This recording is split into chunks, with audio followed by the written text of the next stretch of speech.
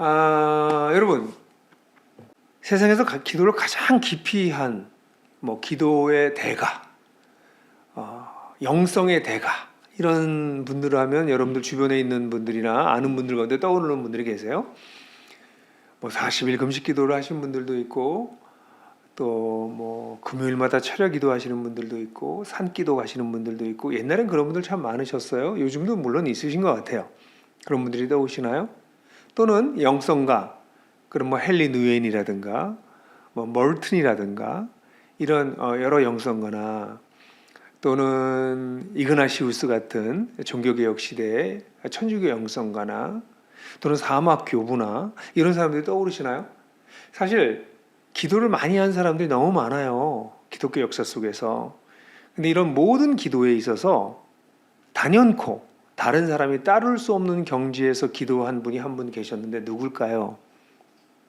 당연히 예수님이십니다. 그래서 예수님이 기도하시는 걸 보고 제자들이 예수님의 기도는 좀 다르구나. 왜냐하면 유대인들이 모두 기도를 했거든요. 기도는 그들의 일상이었습니다. 근데 예수님이 드리는 기도가 너무나 달라 보였습니다. 그래서 제자들이 예수님께 기도하는 법을 가르쳐 주십시오라고 누가복음에서는 얘기하고 있습니다. 그리고 마태복음에서는 이 주기도문, 예수님께서 가르치신, 주님이 가르치신 기도가 산상수훈의 한가운데 있습니다. 나중에 제가 쓴 책인 한국교회가 잃어버린 주기도문을 보시면 그 안에 어떻게 이 주기도문이 산상수훈 전체의 한가운데 위치하고 있는지에 대해서 문학적 구조로 설명해 드리기도 하는데요. 그만큼 주기도문은 예수님께서 가르치신 기도예요. 그러면 한번 생각해 보세요. 기도의 대가, 최고의 대가가 기도는 이렇게 하는 거다라고 가르쳐 주신 것이 주기도라는 것입니다. 그러니까 주기도는 정말 대단한 기도일 수 있는 것입니다. 그래서 어떤 사람이 말하기를 주기도는 어린아이가 들어가서 물장구를 칠 수 있는 아주 안전하고 얕은 물이기도 하지만, 또한 주기도는 코끼리가 들어가서 헤엄칠 만큼 깊은 바다다, 그렇게 표현했습니다. 그래서 저는 오늘 여러분들에게 이 주기도문에 대한 이야기를, 주기도에 대한 이야기를 하게 돼서 일단 너무너무 기쁘고요. 짧은 시간에 이 사랑하는 기도를 어떻게 다 소개할 수 있을까 좀 걱정이 되지만 여러분들하고 좀 해보려고 그래요. 여러분, 그런데요, 기도는 말이죠, 모든 종교에 다 있어요. 기도가 없으면 그건 종교가 아닙니다.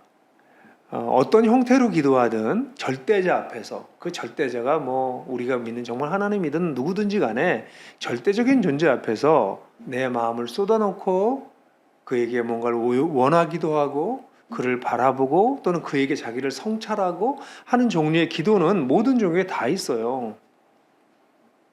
당연히 기독교에도 기도가 있고요. 기독교의 기도는 다른 어느 종교의 기도보다도 더 어떤 면에서 깊이도 있고 또 좀 달라요.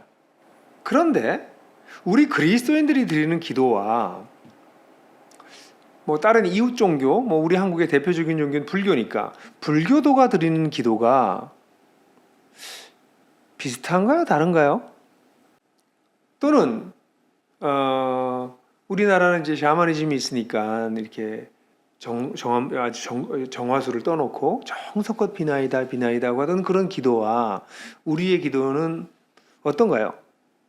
다르죠. 우리는 하나님을 자꾸 예수님 이름으로 기도하니까. 그런 거 말고 내용을 한번 생각해 보세요. 더 정확하게 말씀드릴까요? 한국의 1년 12달 중에서 한국의 영성이, 기도의 열기가 가장 뜨거워질 때가 있습니다. 언제일까요? 입시 때입니다.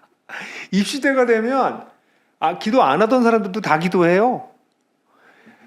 교회, 성당, 사찰, 암자, 큰 바위, 큰 나무, 온갖 곳에서 기도를 드립니다. 사랑하는 자녀의 입시를 위한 거죠. 그럼 제가 질문해 볼게요, 다시. 그때 자신의 자녀들을 위해서 기도하는 기도가 하나님을 믿는 우리들의 기도와 하나님을 잘 모르는 다른 종교를 믿는 사람들의 기도가 어떻게 다른가요? 혹시 너무 비슷하지는 않나요? 혹시 어쩌면 똑같지가 않나요? 그럼 질문이 생기는 거예요.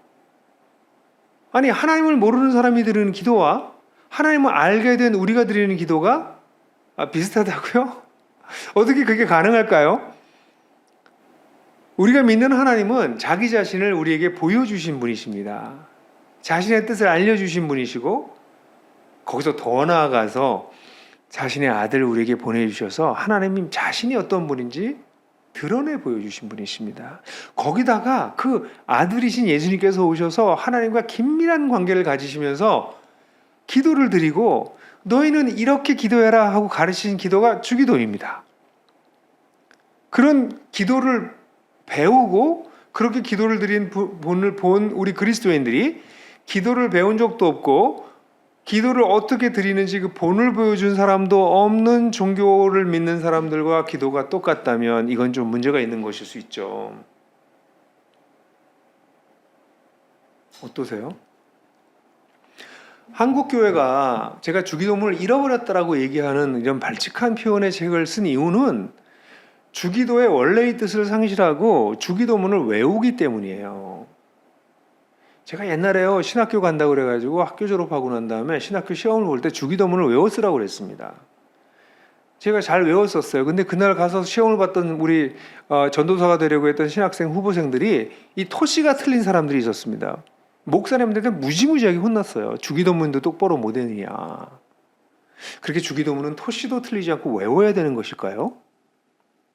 실제로 그래서 주기도문을 우리 그리스도인들은 주로 목사님이 안 계셔서 축도가 없을 때 대용으로 또는 모임이 끝날 때 모임을 끝날 때 하는 기도로 주로 씁니다. 그래서 하늘에 계신 우리 아버지 이름을 그렇게 외웁시고 주르르르 외워서 나라와 권세 영광이 입사옵나이다 아멘 이렇게 하는 기도를 다 해요. 주기도문에서 기도가 빠져버리면 뭐가 남죠? 제가 반농담으로 하는 얘기지만 주기도문에서 기도가 빠지면 주문이 됩니다.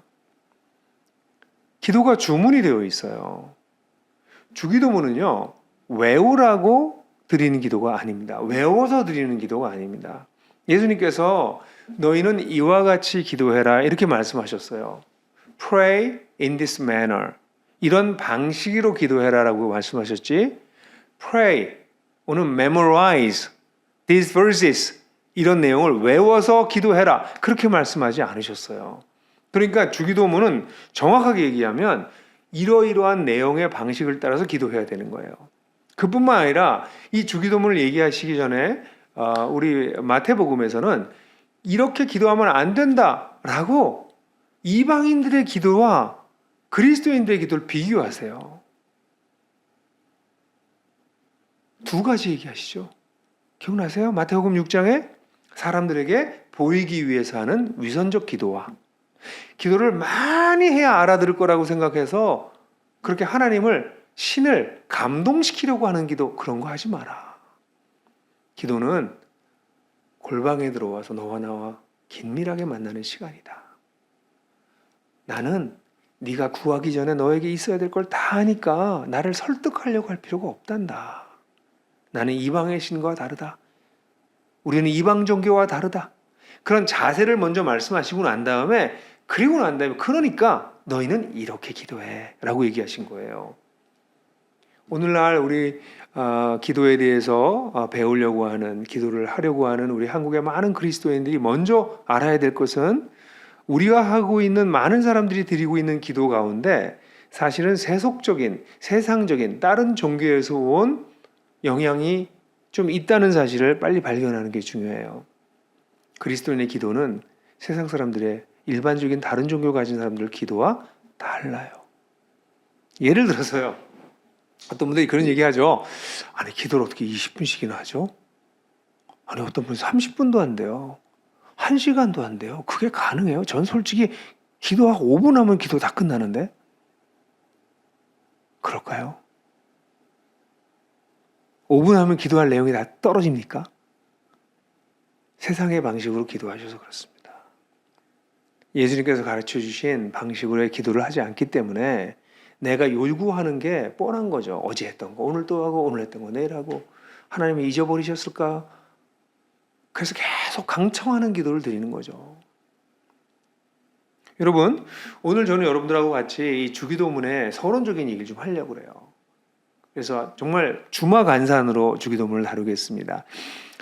정말 깊은 내용이지만 그런 내용을 여러분 다룰 때 여러분들 이렇게 주기도문이 되어 있구나 하고 이 주기도문으로 기도하시는 여러분들이 되시길 정말 저는 바라요. 기도의 생활이 바뀌길 바라시고요. 저는 사실 대학교 한 2, 3학년 때 이 주기도문 공부하고요. 저의 기도가 바뀌었어요. 저의 기도가 바뀌고 제 인생도 바뀌었습니다. 그래서 이 기도는 정말 소중한 것이어서 오늘 여러분들하고 나누게 돼요. 자, 첫 번째. 하늘에 계신 우리 아버지 이렇게 시작합니다. 이 말은 안드류 머리라고 하는 사람은 기도의 문을 여는 열쇠와 같다 이렇게 얘기했습니다. 기도의 방으로 들어가는 열쇠와 같다 이렇게 얘기했어요. 이 열쇠가 있어야 그 방으로 들어간다는 거죠. 왜냐하면 하늘에 계신 우리 아버지. 처음에 시작하는 단어가 헬라어로는요, 파테르 이렇게 시작해요. 아버지, 우리의 하늘에 계신 이렇게 되어 있습니다. 그러니까 처음에 기도하러 나가서 처음에 이 주기도를 드릴 수 있는 사람 누구냐면 하나님을 아버지라고 부를 수 있는 사람이에요. 아버지. 여러분, 하나님을 아버지라고 부를 수 있다니. 이게 제자들이 예수님의 기도를 보고 그 독특성을 깨달은 거예요. 예수님은 하나님을 아바라고 잘 불렀거든요. 아바, 에바, 아바. 이게 아람어로 아빠란 뜻입니다. 에마, 이건 엄마란 뜻이에요. 근데 예수님이 하나님을 아바, 아주 친근한 호칭인 아바라고 불렀거든요. 그래서 제자들이 당신의 기도는 정말 다르네요. 그 기도를 가르쳐 주세요. 어떻게 하나님을 아버지라고 부르면서 그렇게 친근하게 대화를 하시나요? 그래서 기도를 알려달라고 한 거였거든요. 그래서 주기도문을 시작할 때 예수님 처음 말이 파테르, 아버지 이렇게 시작해요. 여러분, 하나님의 아버지이신가요? 하나님을 아버지라고 부르면서 감동이 오시나요? 전 지금 소름 돋았어요. 아니, 내가 어떻게 하나님을 아버지라고 부르냐고. 그 감격이 여러분들에게 있으세요? 그러면 주기도문을 드릴 수 있어요. 하나님 아버지, 어릴 때부터 아버지라고 불렀는데 그게 무슨 감동이 있어? 이러시면 여러분들은 하나님의 자녀가 아닐지도 몰라요. 죄인이었던 우리를 부르셔서 그의 아들의 희생을 통해서 아들 삼아주신, 딸 삼아주신 아버지 하나님, 그분께 나아가는 기도가 주기도문입니다. 그래서 우리는 하나님께 나갈 때 아버지 이렇게 부르고 나가요. 근데 그 다음 단어가 뭐냐면 우리예요. 주기도문은요, 나 혼자의 기도가 아니고요, 하나님 나라 백성의 기도예요. 그래서 주기도문을 보십시오. 주기도의 내용이 전부 다 나의라는 1인칭 단수가 쓰여지지 않고요, 우리의 양식, 우리의 죄, 우리를 시험에 들게 하지 마옵시고, 전부 우리로 나옵니다. 이 기도는 공동체적 기도예요. 이건 나 홀로 신앙인이 드리기 어려운 기도예요. 이 기도를 드릴 때는 내 형제자매들을 떠올리면서 드리는 기도예요. 내가 속해 있는 공동체가 있는 사람들이 드리는 기도예요. 그냥 막연하게 인류 전체를 생각하는 것도 아니고요, 우리 아파트에 사는 사람들 생각하는 것도 아니고요, 우리 교회 1000명 되는 그 교인들 다 생각하는 것도 아니고요, 어떤 면에서는 내가 사랑하고 내가 섬겨야 될 그 사람들, 거기서부터 출발하는 거죠. 물론 이것이 나중에 인류까지 확장될 수도 있어요, 기도가. 그러나 처음엔 그 우리가 있는 거죠. 그래서 이 기도는 하나님을 아버지라고 부를 뿐만 아니라 공동체에 속해 있는 사람들이 드리는 기도입니다. 더 나아가서 하늘에 계신, 이 얘기는 뭘까요? 하늘은 저기 스카이가 아니고요, 이 하늘은 우리 인간이 상상할 수 없는 차원에 존재하신 하나님이라는 뜻입니다. 우리가 이해할 수도 없고 알 수도 없는 그 하나님. 감히 우리가 하나님을 어떻게 부릅니까? 신비의 세계, 우리가 우리 머리로, 우리의 이해로 다 알 수 없는 그런 세상 속에 계신 아버지라는 뜻입니다. 그러니까 주기도로 기도하실 때 하늘에 계신 우리 아버지라고 하는 이것만 제대로 이해가 돼 있어도 이미 기도는 거의 반쯤 온 거나 다름이 없어요. 이 부분이 정리가 되어 있지 않으면 사실 이 뒤로 넘어가는 기도들은 거의 이해하기가 어렵습니다. 그래서 앤드류 머레이 같은 기도의 사람이 주기도의 기도의 열쇠가 바로 여기 있다, 하늘에 계신 우리 아버지라고 한 말은 정말 과장이 아닌 거죠. 그래서 저는 가끔씩 이걸 이렇게 기도해요. 하늘에 계신 우리 아버지, 그냥 그렇게만 해도 됩니다. 왜냐하면 그 말을 하고 난 다음에 그 말 뒤에 있는 수많은 저의 생각과 느낌과 고백과 사연이 묻어 있기 때문에 어떤 때는 하늘에 계신 우리 아버지, 그리고 기도가 거기서 한참 머물러 있어요. 그렇게 하셔도 되고요. 또 어떤 사람들은 제가 이해할 수도 없고 제 머리로 상상할 수도 없고 신비하게 그지없으신 그런데도 내 아버지가 돼주시고 내 아버지만 될 뿐만 아니라 나와 함께 아버지라고 부를 수 있는 형제자매를 주신 그 아버지께 제가 기도드립니다. 이렇게 시작하는 거예요. 그러니까 하늘에 계신 우리 아버지라고 하는 단어를 외우는 게 중요한 게 아니고요. 그 단어의 사상을 가지고 기도하라가 주기도문의 출발점이에요. 그러니까 pray in this manner, 이런 방식으로 기도하라는 얘기가 바로 그런 뜻이에요. 제가 지금 첫 번째 것만 얘기했는데 더 얘기할 수 있는데 그거 하나하나가 단어 하나하나가 너무 소중해서 그런데 이제 시간이 없네요. 그냥 넘어가야 되겠어요? 그러면 주기도문 이렇게 문을 열고 딱 들어가면 첫 번째 기도를 만나는 것이 놀랍게 하나님입니다. 세 가지가 나오죠. 아버지의 이름이 거룩히 여김을 받으시고 나라가 임하옵시고 뜻이 하늘에서 이루어진 것이 땅에서 이루어지다. 이 전부 다 하나님을 위한 기도예요. 그리고 난 다음에 두 번째 파트가 일용할 양식을 주옵시고 또 우리 죄를 사하여 주옵시고 마지막에 시험에 들지 말게 하옵시고 라고 하는 세 가지 우리와 나를 위한 기도가 나와요. 이거 벌써 이거 자체가 우리의 기도가 세상 사람들의 기도와 완전히 다르다는 것입니다. 예수님께서 가르치신 기도의 반은 우리 자신을 위한 기도가 아니라 하나님을 위한 기도입니다. 놀랍지 않습니까? 아니 우리가 하나님을 위해서 기도를 하다니요. 근데 이게 기독교 기도에 이게 성경의 기도, 예수께서 가르치신 기도가 세상 사람들의 기도와 완전히 다른 부분이에요. 첫 번째, 하나님의 이름을 위해서 기도합니다. 두 번째, 하나님 나라를 위해서 기도합니다. 세 번째, 하나님의 뜻을 위해서 기도합니다. 그래서 저는 그걸 하나님 나라의 왕을 위한 기도, 하나님 나라의 도래를 위한 기도, 하나님 나라의 동역을 또는 하나님 나라의 사역을 위한 기도, 하나님 나라의 동역을 위한 기도, 이렇게 셋으로 나눠서 설명하죠. 하나씩 얘기해 볼까요? 하나님의 이름이 거룩히 여김을 받으시오며, 하나님의 이름은요 여러분 거룩해요. 좀 이상하지 않으세요? 왜 하나님의 이름 거룩하세요? 제 아내가요, 제 아내나 딸이 오늘 이쁜 걸 이러면 우리 아내나 딸, 우리가 아니에요. 여기서는 저예요. 저의 아내나 딸은 꼭 그럽니다. 뭐다? 이쁜 걸이 아니다. 뭐다? 원래 이쁘다. 그렇게 얘기해요. 오늘 이뻐 보이는데 이런 말 했다면 아주 혼나거든요. 근데 하나님은요, 제 아내나 딸이 이쁜 거랑 비교되지 않게 그냥 하나님의 본질 자체가 거룩이세요. 거룩한 분한테 거룩히 여김을 받으시면 이게 무슨 뜻일까요? 이 얘기는 이 땅에서 하나님이 하나님으로 여겨지지 않고 있는 현실을 반영하는 것이에요. 하나님의 이름을 거룩하게 하지 않는 사람들, 하나님의 이름을 거룩하게 하지 않는 사회와 문화, 그러나 더 무엇보다도 하나님의 이름을 거룩하게 할 수 있는데도 불구하고 그렇게 하지 않고 있는 사람들에 대한 회개의 기도가 하나님 앞에 나아갈 때 나아가는 기도죠. 그러니까 이 부분에서 사실은 회개가 많이 일어날 수밖에 없죠. 여러분, 세상 사람들은요 하나님을 거룩하게 생각하지 않아요. 하나님 대단하게 생각하지 않아요. 하나님을 점점점 무시하는, 하나님을 깎아내리는 것이 오늘날, 깎아내리는 정도가 아니라 무시해버리는 게 이 시대의 문화예요. 그런데 하나님의 이름이 거룩히 여김을 받지 못하게 되는 것은 하나님의 백성들 때문입니다. 그래서 우리 구약 성경을 보면 하나님의 이름이 이방인들 가운데 더럽힘을 당한다 라는 말이 나오잖아요. 하나님의 이름을 거룩하게 여기지 않는 사람들은 이방인들의 그런 문제를 하나님이 개의치 않으세요. 그들은 하나님을 모르기 때문에요.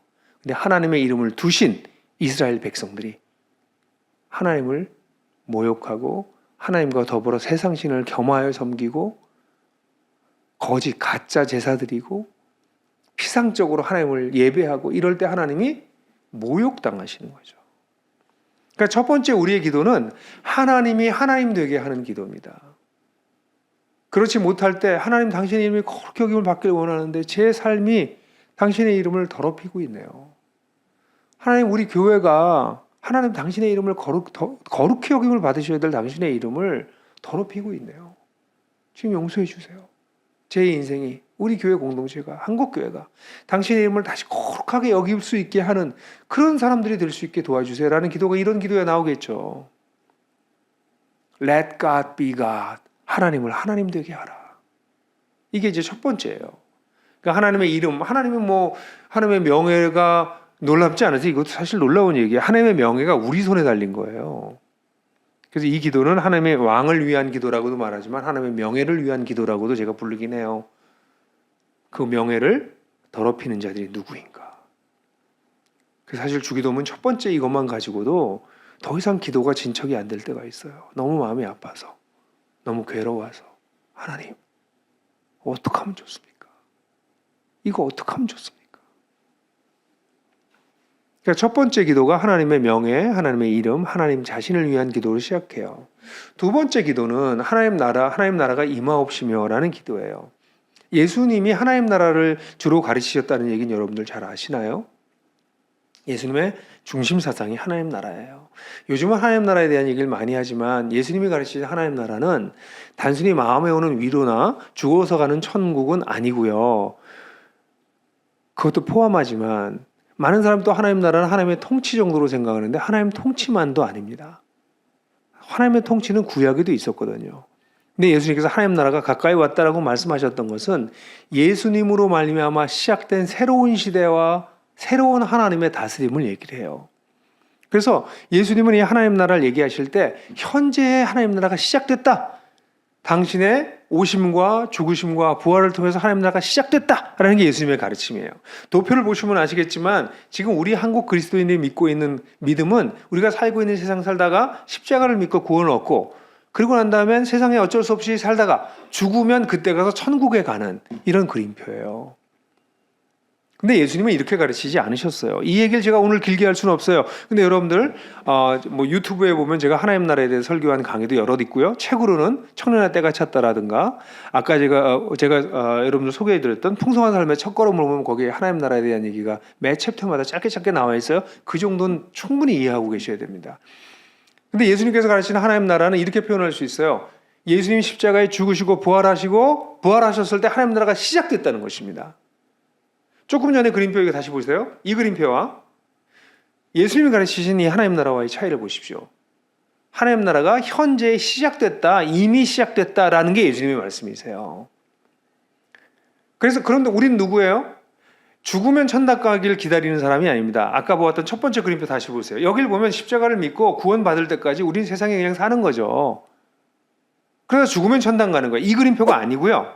예수님이 가르치신 그림표는 바로 이겁니다. 그래서 하나님 나라가 시작됐다는 거. 그 얘기는 뭘까요? 우리는 지금 두 세계에 같이 속해 있어요. 살고 있어요. 이 세상에 살고 있지만 세상에 속하지 않고 이미 시작된 하나님 나라의 백성이 된 것이죠. 그래서 우리는 이 땅을 살면서 뭐 하는 거냐면 하나님 나라가 이 땅에 임하게 되기를 간절히 기다리면서 하나님 나라에 속한 사람답게 사는 겁니다.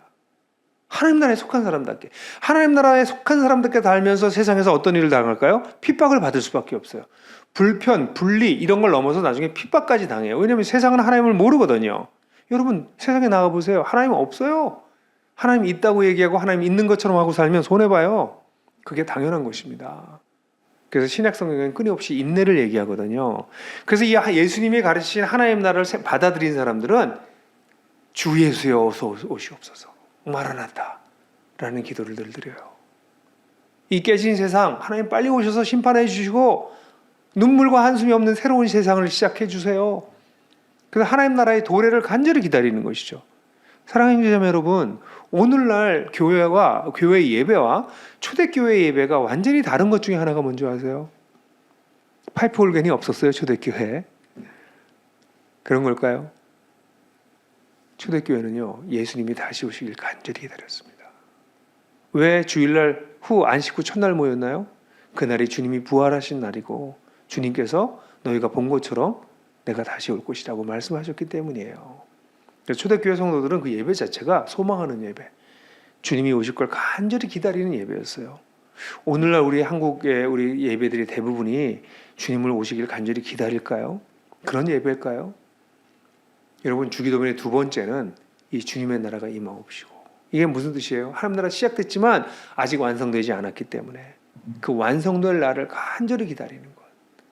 우리가 이 땅에서 아무리 선한 일을 하고 세상을 아무리 살만한 곳으로 바꾼다 할지라도 하나님 나라가 임하지는 않습니다. 그건 주님이 오실 때에만 하나님 나라가 임하게 됩니다. 그래서 우리는 하나님 나라가 임하기를 간절히 기도하는 거죠. 근데 기도만 하나요? 그러면서 우리는 뭐 하냐면 세 번째, 하나님 나라에 동역하는 기도를 합니다. 하나님의 뜻이 하늘에서 이루어진 것 같이 하나님이 다스리고 있는, 지금 현재 다스리고 있는 그 하늘, 그 신비로운 세상에서는 하나님의 뜻이 완벽하게 일어나고 있거든요. 그 뜻이 이 땅에서도 이루어지기를 원합니다. 와, 이 대단한 기도죠. 그러니까 주님의 다시 오실 걸 기다리면서 빨리 종말이 나왔으면 좋겠다. 이 세상 빨리 심판받았으면 좋겠다. 그동안 난 뭐 하여간 그때까지만 대충 살아야지. 이게 아니라 우리가 살아있는 동안 하나님의 뜻이 하늘에서 이루어진 것 같이 내 땅에서, 이 땅에서, 이 얘기면 내가 발 딛고 사는 세상에서 이루어지길 원합니다. 이렇게 기도하는 거예요. 이 기도는 다르게 말하면 하나님의 뜻을 분별하는 기도입니다. 그러니까 이 기도를 드리려면 그냥 맹하니 하나님 뜻 땅에서 이루어지겠지, 뭐 땅에 하나님 뜻이나 이루어지세요, 이렇게 기도하는 게 아니에요. 내가 기도하고 있는 주제와 관련돼서 하나님의 뜻이 무엇입니까? 그 뜻이 하나님의 뜻이라면 이 땅에 이루어지게 하시옵소서. 그래서 예수님께서 말씀하신 게, 너희가 지금까지 내 이름으로 구하지 아니해서 내 이름으로 구하라. 그리하면 내가 시행하리라. 내가 순종하시겠다고 그렇게 얘기하셨어요. 니들이 기도하면 내가 수행하겠다. 이런 구절은 나중에 제 책을 보면서 더 공부하셔야 돼요. 이 공부를 해나가시면서 배우시겠지만, 너희가 땅에서도 매면 하늘에서도 매일 것이요, 땅에서 풀면 하늘에서도 풀리리라. 아니, 땅이 먼저 오는데요, 하늘보다? 땅에서 우리가 기도할 때 하늘에서 매이고 풀립니다. 하나님의 뜻을 알고 나면 땅에서 우리가 선행해야 될 것이 기도입니다. 땅에서 풀고 땅에서 맬 때 그제서야 하늘에서도 매이고 하늘에서 풀리는 겁니다. 대단한 거죠. 기도는 이것입니다. 하나님과 동역하는 것입니다. 하나님은 우리의 기도를 기다리세요. 기도, 하나님의 뜻이 무엇인지 분별하는 게 첫 번째고요. 두 번째, 이것이 하나님의 뜻이라면 우리는 하나님께 강력하게 그 뜻을 이루십시오, 그건 당신 뜻 아닙니까? 라고 기도해도 돼요. 그런 담대한 기도를 주님께서 원하십니다. 그러니까 지금 하나님을 위한 기도가 세 가지가 나왔는데, 첫 번째 뭐였죠? 하나님의 명예, 하나님의 이름을 위한 기도, 왕의 이름을 위한 기도. 두 번째는 하나님의 나라의 도래를 위한 기도. 세 번째는 그 뜻이 이루어지는 것을 위한 동역의 기도. 이렇게 세 가지가 하나님을 위한 기도예요. 사실은 하나님을 위한 기도이지만 곧 우리 자신을 위한 기도이기도 해요. 하나님의 관점에서 우리 자신을 볼 때 이런 기도를 드려야 되는 것이죠. 시간이 없으니 우리 두 번째 세션으로 넘어갈까요? 두 번째는 이제 드디어 우리를 위해서 기도하기 시작해요. 우리를 위해서 기도할 때 첫 번째가 뭘까요? 오늘날 우리에게 일용할 양식을 주옵시고. 근데 이 기도를 해보시면 여러분들은 좀 기도가, 이건 뭐지? 갑자기 하나님의 이름, 하나님의 나라, 하나님의 뜻을 얘기하다가 오늘날 일용할 양식을 주옵시고 갑자기 뚝 떨어지는 기분이 들어요. 그리고 솔직히 말해서 여러분들 일용할 양식이 없는 사람이 요즘 한국에 그렇게 많나요? 여러분, 냉장고에 열려면요, 한 2주는 그거 드시고 살걸요? 냉장고에 있는 거. 가정주부들은 냉장고에 가끔씩 썩은 음식들 갖다 버리는 일도 한다고요. 우리는 일용할 양식에 차고 넘쳐요. 일주일은 먹고요, 2주일도 먹을 수 있고요. 여러분들 가운데 은행 계좌를 보면 10년, 20년은 먹고 살 것을 가지고 계신 분들도 계세요. 이 기도는 뭔가요? 그런 분들은 이런 기도 드리지 않아도 되나요? 이 일용할 양식을 떠올리면 제일 먼저 떠오르는 것이 만나입니다. 광야에서 매일매일 하나님께서 제공해 주셨던 만나. 이것은 이스라엘 백성, 곧 하나님 나라의 백성의 생존 방식을 가르쳐주는 것입니다. 그들이 먹고 사는 빵, 그들 냉장고에 있는 음식, 그들 은행에 있는 은행 계좌 때문에 사는 것이 아니라 하나님이 공급하시는 매일매일의 힘으로 산다는 것을 믿는 것입니다. 내가 먹는 빵, 내가 자는 집, 내가 누리고 있는 수많은 모든 것이 다 하나님께서 주신 것이다. 이거는 하나님께서 한순간에 가져가실 수도 있어요. 그렇지 않아요, 여러분? 여러분 누리고 있는 게 여러분 거라고요? 세상에. 내일이면 싹 없어질 수도 있는데요. 아니면 그냥 여러분들이 아파서 병원에 들어가 버리시면 여러분들이 가지고 있는 모든 것들이 다 무의미해져요. 하나님 나라의 백성의 생존 방식은 철저하게 매일매일 하나님을 의지하는 것입니다. 그러니 당신이 백만장자든, 당신이 몇십억짜리 아파트를 가지고 있건, 당신이 아파트에 냉장고에 2, 3주 먹을 음식을 가득 가지고 있든 상관없습니다. 우리는 우리의 생명이 하나님께 달렸고 오늘의 삶이 주님께 달렸다는 걸 믿어서, 하나님, 당신이 오늘도 나에게 일용할 양식을 주십시오 라고 기도하는 거예요. 거기다 여긴 또 내가 아니고 또 우리가 나와요. 여기서부터 우리.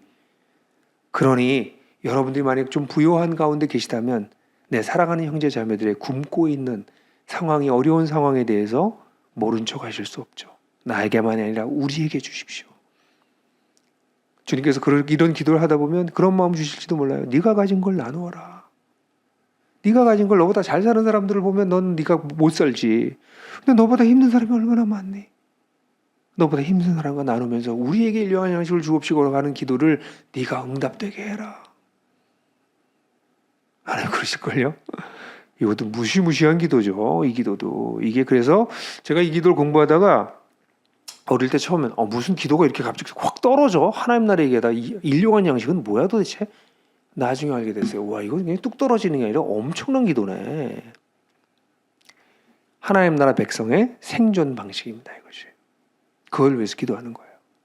두 번째는 우리가 우리의 죄를 용서해 준 것 같이 우리의 죄를 용서하여 주옵시고. 여기서 같이라고 하는 이 단어는 우리가 그걸 했기 때문에, 우리의 죄를 용서했기 때문에, 또는 용서한 만큼 우리 죄를 용서해 주시오, 이런 뜻이 아닙니다.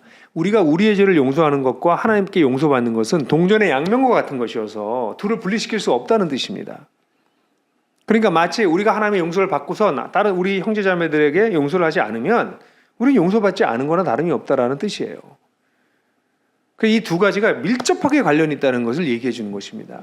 그래서 이 기도는 하나님 나라 백성의 관계를 위한 기도, 평화를 위한 기도라고 말할 수 있어요. 우리가 하나님 앞에 나아가서 기도할 때 나와 관계가 깨어져 있고 내가 용서하지 못한 사람이 있거나 용서받지 못한 사람이 있다면 그런 사람이 없는데 하나님이 나를 용서해 주셨다고 얘기할 수 없다는 것이에요. 그래서 예수님이 이 얘기를 거꾸로 해놨습니다. 하나님이 너를 용서하신 것처럼 너희들도 서로 용서하고, 이렇게 얘기하지 않으셨어요. 우리가 나가서 하나님께 기도할 때 하나님 우리가 용서하신 것처럼 우리 용서했잖아요. 왜? 하나님 우리를 용서하셨으니까. 이런 기도입니다. 그래서 사랑하는 형제자매 여러분, 이 기도를 드리실 때 여러분들 가운데 불화한 사람들이 있을 때 그것이 여러분들이 잘못한 것일 수도 있고 또는 공격을 당했을 수도 있겠죠. 그것을 용서하는 기도를 하는 것이 필요합니다. 이 기도를 나올 때 떠올리는 사람이 있으면 그 사람을 위해서 중보하십시오. 그게 기도예요. 근데 여기서 한 걸음 더 나가요. 이거는 사람과 사람 사이에서 갈등이 생겨 있을 때, 우리 공동체 안에서 갈등이 생겨 있을 때 그들이 서로 용서할 수 있게 돕는 일까지 포함합니다. 평화를 이루는 자는, 화평케 하는 자는 하나님의 자녀라 불리움을 받을 것이며. 다시 말해서 이 기도를 드릴 때는 우리 공동체 안에 불화한 자들이 화평할 수 있게 도와주십시오. 제가 그들을 화평케 할 수 있도록 지혜롭게 말하고 행하고 서로 사랑할 수 있게, 사랑을 회복할 수 있게 도와주십시오. 그래서 이것은 하나님 나라 백성의 관계를 위한 기도입니다. 진정으로 하나님께 용서를 받았다면 형제 자매들을 용서하는 삶, 평화를 이루는 삶을 살자. 그걸 위해서 기도하는 거죠. 오늘날 우리 한국 교회에 깨어짐이 참 많잖아요. 분열이 많잖아요. 그죠? 이 기도를 드릴 수 있어야 되겠죠. 그죠? 이 기도 앞에서 무릎 꿇어야 되겠죠. 내가 주님께서 나를 용서하셨는데 내가 저 사람을 용서하지 못하다니 그럴 수가 있겠는가? 그로 말미암아 교회가 깨진다고요? 있을 수 없는 얘기죠. 그러니까 하나님의 이름이 더럽힘을 당하는 거죠. 여러분, 이 기도 굉장히 중요한 기도예요. 그래서 가까이에 있는 사람부터 용서하고 화평케 되고. 그래서 제가 아는 한 자매는 어느 날 저한테 그 메일을 보내가지고, 좀 오래된 일인데 메일을 보내가지고, 목사님, 제가 주기도문의 5번째 기도 제목이 이제 저에게 거의 온전하게 이루어졌습니다. 제가 용서 못하던 사람이 있었어요. 근데 제가 지난주에 그 사람을 정말 완전히 용서했습니다. 지금 현재 저는 용서해야 될 사람이 없어진 상태가 됐습니다. 너무 소중한 일이죠. 5번째 기도가 제 삶에 응답됐습니다. 물론 이제 그분도 또 이제 용서 받을 일은 있을지 모르겠어요. 용서할 일은 끝났는데 용서 받을 일이 있다면 그것도 잘 정리해야 되겠죠. 어쨌든 5번째 기도는 이런 것입니다. 그다음에 마지막 6번째 기도는 무엇인가요? 마지막 6번째 기도는 뭐예요? 시험에 들지 말게 하옵시고 악에 속아옵소서. 우리를 시험에 들지 말게 하옵시고. 여기 시험이라고 하는 거는 우리를 테스트하는 겁니다. 사단은 우리를 끊임없이 테스트해요. 사실 사탄은요, 별 존재가 아닙니다. 우리를 약간 이 시각을 흔들리게 만들어버려요. 우리를 속여요. 사단은 힘이 별로 없어요. 여러분, 속지 마세요. 사단의 힘을 너무 강조하는 사람들은 조금 이상한 사람들이에요. 사단은 우리 주님 옆엔 근처에 가까이 오지도 못해요. 근데 그들이 하는 건 우리를 속이는 겁니다. 유혹하는 겁니다. 그래서 쓱 지나가요. 그럼 그걸 따라가서 잡을 때 그것이 시험에 드는 거예요.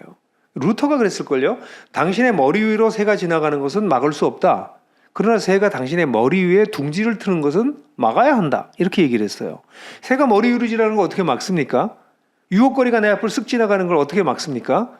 그런 유혹거리가 들어왔을 때 그 속에 탐닉해서 들어가는 것이 시험받는 것입니다. 머리에 새가 와서 둥지를 쌌는데 가만 놔두는 게 시험 드는 겁니다.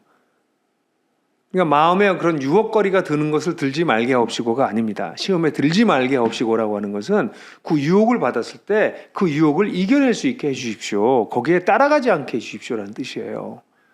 여러분들은 특별히 여러분들 이렇게 쓱 지나가면 마음을 훅 뺏어가는 것들이 뭐가 있으세요?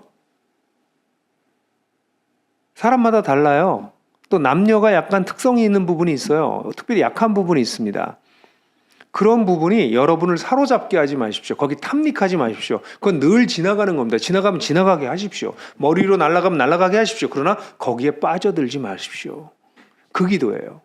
그래서 이 기도를 드릴 때는 우리가 일종의 사단과 전쟁하는 것인데 내가 잘 받는 유혹에 대해서 잘 이해하고 하나님 저는요.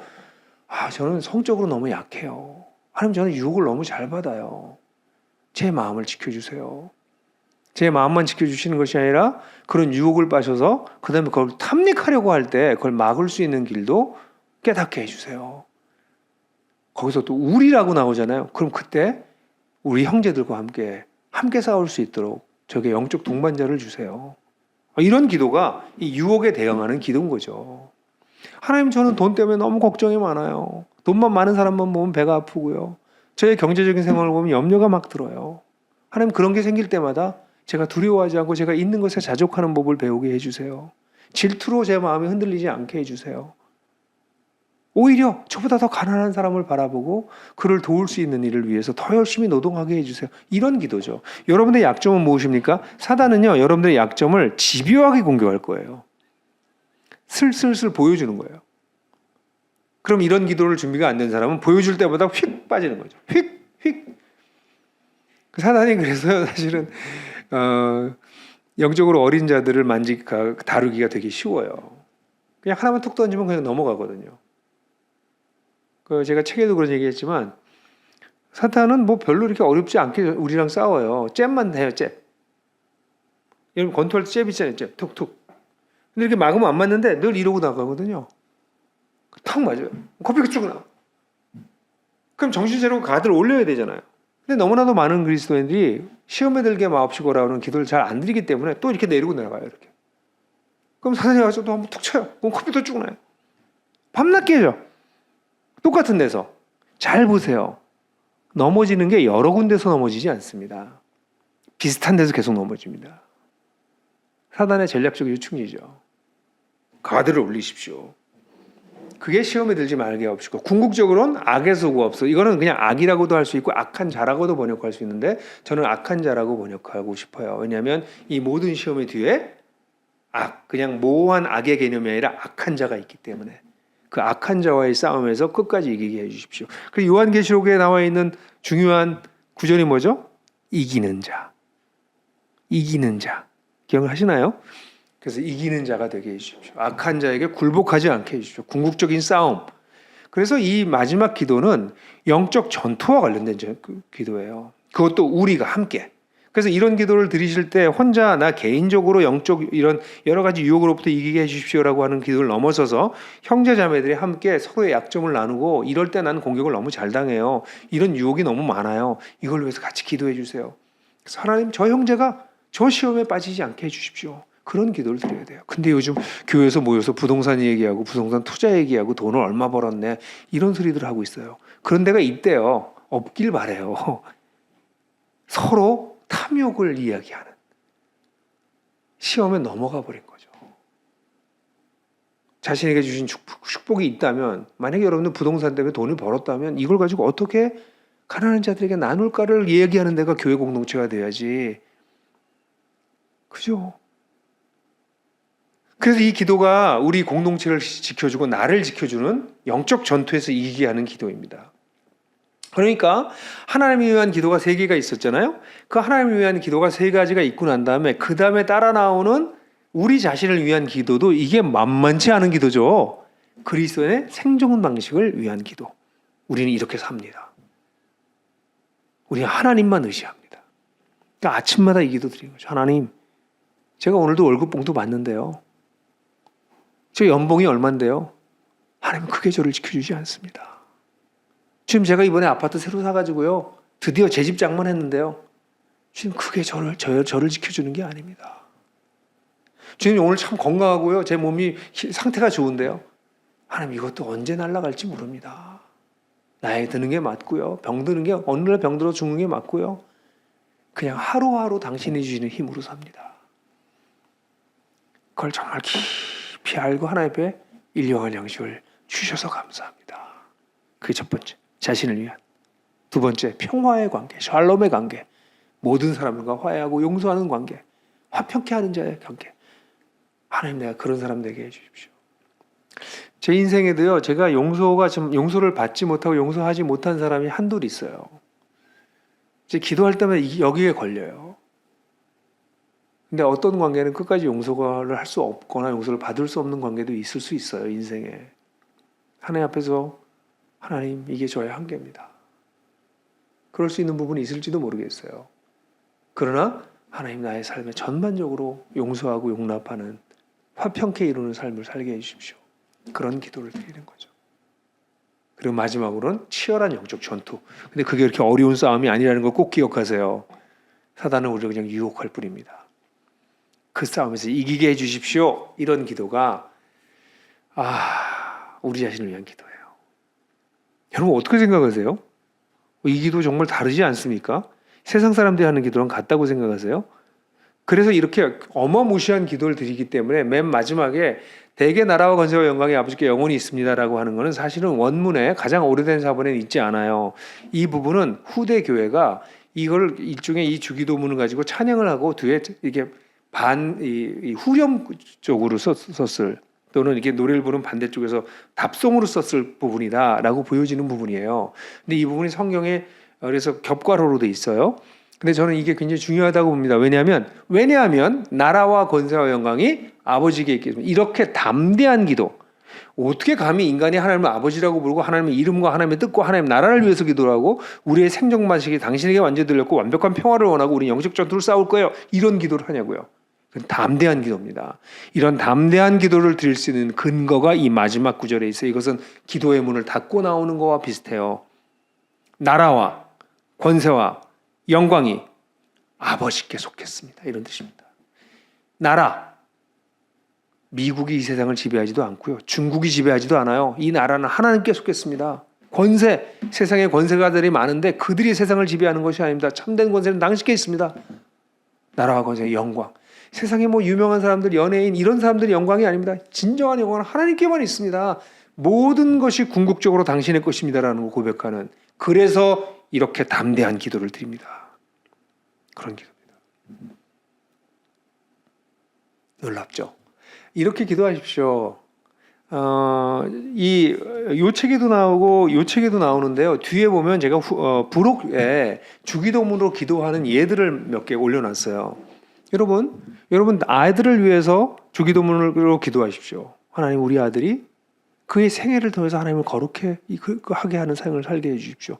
쭉 중보 기도하실 수 있을 거예요. 그럼 기도의 내용이 자꾸 떠오를 거예요. 여러분들이 주일학교 교사라면 주일학교 아이들을 위해서 주기도문으로 기도하십시오. 여러분들이 결혼했으면 아내를 위해서, 더 나아가서는 여러분이 속한 여러분 교회를 위해서, 우리 교회를 위해서 기도할 때 주기도문으로, 우리 나라를 위해서 기도할 때 주기도문으로, 세계 지금 생태계가 깨져서 엉망이잖아요. 이 깨진 생태계를 놓고 기도할 때 주기도문으로 기도하세요. 주기도문은 모든 걸 기도할 수 있습니다. 저는 주기도문으로 자주 기도합니다. 이 주기도문을 배운 분들이 주일날 공예배를 드릴 때 주기도문의 이 흐름을 따라 기도하는 기도를 들으면 저는 너무 기뻐요. 그렇게 기도하십시오. 여러분들도 모르는 이상한 기도하지 마시고 남의 기도 흉내내지 마시고 이렇게 기도하라고 하신 주님의 가르침을 따라서 기도하는 법을 자꾸 배워가십시오. 그러면 기도 시간이 깜짝 놀랄 만큼 길어질걸요? 정말 길어져요. 왜냐하면 내가 뭘 달라고 기도하는 기도가 아니잖아요. 이 기도는. 주기도문은요, 뭐를 달라고 기도하는 기도가 아닙니다. 달라고 한다면 한 가지입니다. 하나님, 당신을 나에게 주십시오. 이게 기독교 기도의 심오한 부분입니다. 당신 자신을 원합니다. 당신의 이름, 당신의 나라, 당신의 뜻, 당신이 살게 하는 힘, 당신이 주시는 샬롬, 당신이 주시는 승리, 그것만이 필요합니다. 당신이 필요합니다. 이게 주기도문이에요. 이 강의를 들으시는 모든 분들이 주기도문으로 깊어지시길 바라요. 그래서 기도가 시간이 언제 이렇게 됐지? 이렇게 될 정도로 기도 속에서 하나님을 더 알아가고 하나님을 찾아가시는 그런 여러분들이 되시기를 주님의 이름으로 축원하고요. 그리고 이 기도의 훈련을 하셔야 돼요, 여러분. 그냥 하시면 안 되고요. 우리 이런 책 한국교회 잃어버린 주기도문 이런 걸 잘 공부하시고 실제로 하루에 20분, 30분, 40분씩 이 주기도문으로 기도하는 훈련을 해보십시오. 그럼 하나님께서 여러분들을 더 깊은 기도의 세계로 이끌어 가시는 것을 경험하게 될 것입니다. 그런 놀라운 축복을 받으시는 여러분들 되시기를 주님의 이름으로 축원합니다. 잠깐 기도할까요? 우리의 아버지가 되셔서 이 신비한 기도를 가르쳐 주시는 우리의 아버지 되신 하나님, 우리가 기도를 통해서 바른 기도, 하나님께서 기뻐 받으시는 기도, 하나님을 하나님 되게 하는 기도를 통해서 하나님의 이름을 거룩하게 하길 간절히 원합니다. 주님, 우리가 이미 시작된 하나님 나라에 속했지만 이 땅에 사는 동안 여간 어렵지가 않습니다. 이 깨진 세상 속, 부조리한 세상 속, 악한 세상 속에 살면서 우리는 주님의 다시 오심을 간절히 기다릴 수밖에 없습니다. 주님, 주님의 나라가 어서 오시기를 간절히 원합니다. 주님 나라가 올 때까지 주님, 또는 주님께서 우리를 불러가실 때까지 주님, 이 땅에서 우리는 하나님의 뜻이 이 땅에 이루어지는 것을 위해서 기도하기를 원합니다. 특별히 주기도를 배운 우리들은 하나님의 뜻을 분별하는 법을 가르쳐 주시고 그것이 분별된 것이라면 하나님께 강력하게 당신의 이름을 빌어 주님 이 일을 해 주십시오. 하셔야 됩니다. 하시겠다고 하시지 않으셨습니까? 라고 담대하게 기도를 드리는 기도의 동역자들이 되기를 간절히 원합니다. 지금 더 나아가서 이 기도를 계속 드리면서 우리 하루하루가 순간순간이 당신의 손에 달려있다는 것을 믿고 하루하루 주님을 의지하며 살아가는 전혀 다른 생존 방식의 백성들이 될 수 있도록 도와주시길 원합니다. 주님, 이 기도를 드리면서 더욱더 사람들과 용서 용납하고 평화를 이루는 삶 속으로 들어갈 수 있도록 주님 우리를 도와주시옵소서. 나아가서 이런 담대한 기도를 통해서 온갖 유혹과 시험으로부터 우리가 승리하고 악한 자에게 무릎 꿇는 것이 아니라 결국은 이기는 자로 남는 자들 될 수 있도록 주님 이 주기도를 통해서 저희들을 붙잡아 주시옵소서. 저희가 부족한 인간이 이런 놀라운 기도를 드릴 수 있는 이유는 나라와 권세와 영광이 아버지께 영원히 아버지께만 속했기 때문입니다. 주기도를 통해서 우리를 참된 진리 가운데로 이끌어 가시는 우리 주님의 이름을 찬양합니다. 예수 그리스도의 이름으로 기도했습니다. 아멘.